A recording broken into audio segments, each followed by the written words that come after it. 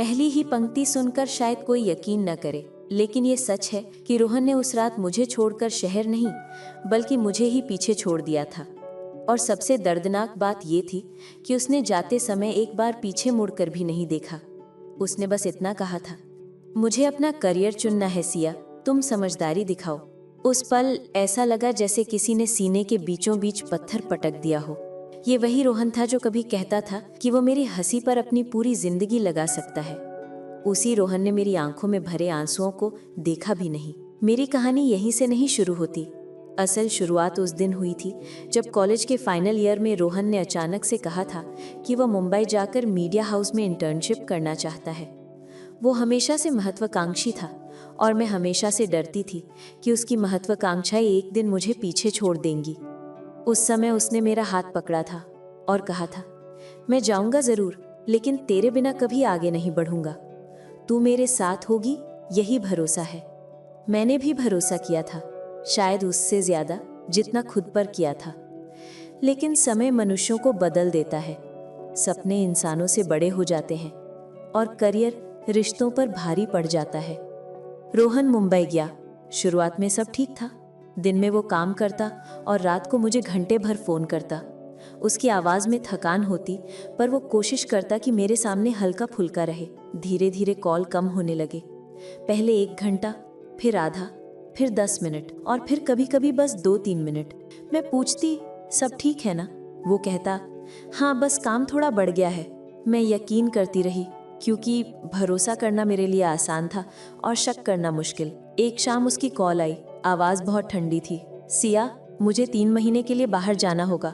South में shoot है, शायद नेटवर्क भी न मिले। मैं चुप रही। उसने पूछा भी नहीं कि मैं कैसी हूँ या मुझे क्या परेशानी है। उस रात में सो नहीं पाई। मुझे पहली बार लगा कि उसके सपने मेरी पहुंच से बाहर जा रहे हैं। कुछ हफ्तों बाद उसकी कॉल आई। इस बार आवाज में थकान नहीं बल्कि दूरी थी। सिया, मैं सोच रहा हूँ कि हम थोड़ा ब्रेक ले लें। मेरे भीतर कुछ टूट गया। ब्रेक? किस लिए? उसने पूरी सहजता से कहा। फोकस नहीं कर पा रहा, रिश्ते और काम साथ नहीं चल रहे, मैं कंफ्यूज हो जाता हूँ। मैंने गहरी सांस ली। तो मतलब तुम ये कह रहे हो कि मैं तुम्हारे करियर के बीच में आ रही हूँ? हाँ, थोड़ा बहुत तो है। बस इतना सुनकर ही मेरे पैरों तले जमीन हिल गई। ये वही आदमी था जिसकी हर सुबह और हर रात में बनना चाहती थी। उसने तय कर लिया था, मुझे आंसू बनकर पीछे छोड़ देना है। उस दिन के बाद मैंने उससे बात करने की कोशिश की, पर वह हर बार टाल देता। उसके सोशल मीडिया पर नई टीम, नए लोग, नए प्रोजेक्ट्स और मेरे पास वही पुरानी डायरी और उसी में लिखे कुछ टूटे सपने। 2 महीने बाद वो अचानक मेरे शहर आया। मैंने सोचा शायद वो माफी मांगने आया हो, शायद उसे एहसास हुआ हो कि प्यार करियर से कम नहीं होता। लेकिन वो आया एक अलग ही भाव लेकर। उसने कहा, मैं यहाँ एक अवार्ड लेने आया हूँ, सोचा तुमसे मिल लूं। मैंने हल्की हंसी में पूछा, इतना बड़ा मौका मिला है, बधाई हो। वो बस मुस्कुराया, थैंक्स। और सिया, हम दोनों ने अच्छा समय बिताया, लेकिन जिंदगी आगे बढ़ती है। मैं चाहता हूँ कि तुम भी आगे बढ़ जाओ। उसकी आवाज में एहसान जैसा भाव था, जैसे वो मुझे कोई बड़ा उपकार कर रहा हो।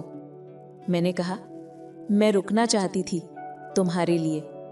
वो बोला, और मैं रुक नहीं सकता अपने लिए। उस पल मुझे लगा, प्यार कोई दौड़ नहीं है, लेकिन करियर उसके लिए दौड़ बन चुका था। उसके जाने के बाद मैंने अपनी जिंदगी में पहली बार खुद को देखा। मैंने खुद से पूछा कि क्या मैं सिर्फ किसी के सपनों के बीच आने वाला एक स्टॉप थी।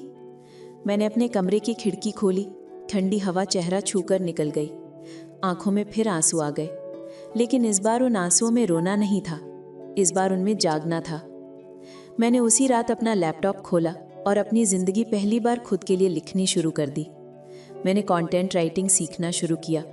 कई महीनों तक सीखती रही, छोटे प्रोजेक्ट्स मिलते रहे। धीरे धीरे मैंने महसूस किया कि रोहन, जिसे मैं अपनी दुनिया समझती थी, वो सिर्फ एक हिस्सा था।